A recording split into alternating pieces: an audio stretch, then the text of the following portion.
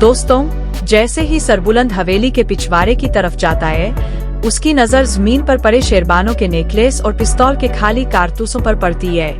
यह सब देखकर उसे यकीन होने लगता है कि शेरबानों के गायब होने के पीछे कोई बहुत बड़ा राज छिपा हुआ है और उसका पहला शक सीधे सोहराब खान पर जाता है।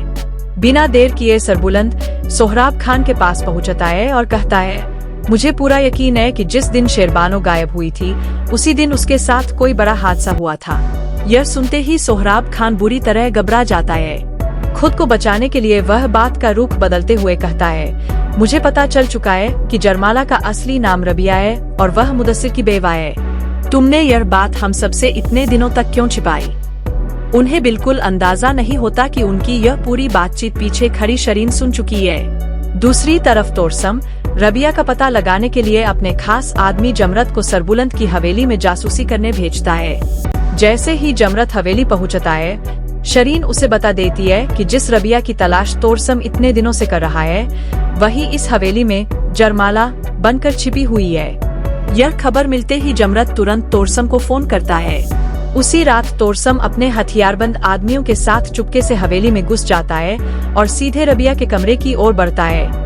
तोरसम को सामने देखकर रबिया जोर से चीख पड़ती है। उसकी आवाज सुनते ही सरबुलंद दौड़ता हुआ वहां पहुंचता है और बिना देर किए अपनी पिस्तौल निकालकर फायर कर देता है। गोली सीधे तोरसम के बाजू में लगती है, लेकिन घायल होने के बावजूद तोरसम अपने आदमियों की मदद से रबिया को जबरदस्ती अगवा कर लेता है और वहां से भाग निकलता है।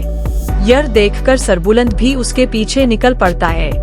उधर हवेली में रबिया के अगवा होने की खबर सुनकर बीजान सदमे से बेहोश हो जाती है। इसी अफरातफरी के बीच सोहराब और शरीन अपना राज खुलने के डर से हवेली छोड़कर भागने की योजना बनाने लगते हैं। दूसरी तरफ सरबुलंद पीछा करते करते जाफरान की हवेली तक पहुंच जाता है। वहां का नजारा देखकर उसके होश उठ जाते हैं। तोरसम जबरदस्ती रबिया से निकाह कर रहा होता है। जैसे ही मौलवी साहब तोरसम से पूछते हैं, क्या तुम्हें यह निकाह कबूल है?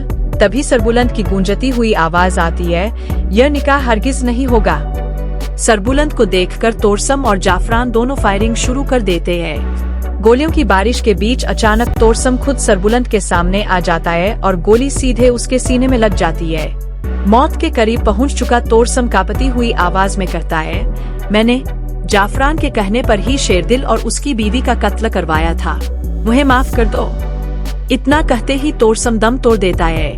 यह सच सामने आते ही सरबुलंद गुस्से से जाफरान पर पिस्तौल तान देता है और तुरंत पुलिस को फोन करता है। कुछ ही देर में पुलिस मौके पर पहुंचकर जाफरान को गिरफ्तार कर लेती है। इसके बाद सरबुलंद रबिया को सुरक्षित लेकर हवेली लौटता है, लेकिन वह उसका इंतजार एक और बड़े खुलासे के साथ हो रहा होता है। भाभी नूर सोहराब और शरीन को रंगे हाथों पकड़ लेती है और सरबुलंद को बताती है कि शेरबानो का असली कातिल सोहराब है और शेरदिल को जहर भी उसी ने दिया था। इस पूरी साजिश की गवाह खुद शरीन है। यह सुनकर सरबुलंद के पैरों तले जमीन खिसक जाती है। वह गुस्से में सोहराब का गिरेबान पकड़ लेता है। आखिरकार सोहराब अपने सारे गुनाह कबूल कर लेता है। हाथ जोड़कर रोते हुए वह कहता है, सरदारी की लालच में मैंने अपने ही खून से गद्दारी की, मुझसे बहुत बड़ी गलती हो गई।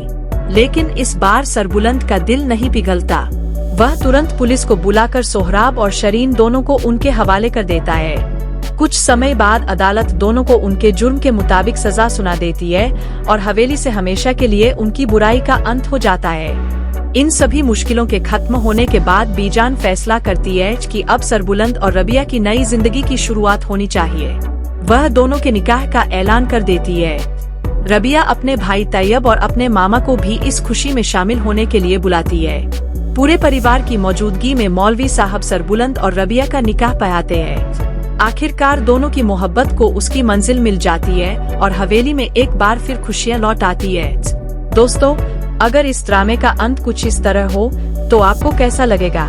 क्या आपको लगता है कि हमारी ये प्रेडिक्शन सच साबित होगी या कहानी कोई बिल्कुल नया मोड़ लेगी? अपनी राय कमेंट में जरूर बताइए। अगर आपको ऐसे ही latest drama updates, promo review और दमदार ट्विस्ट पसंद है तो वीडियो को लाइक करें, चैनल को सब्सक्राइब करें और अपने दोस्तों के साथ शेयर करना बिल्कुल मत भूलिए।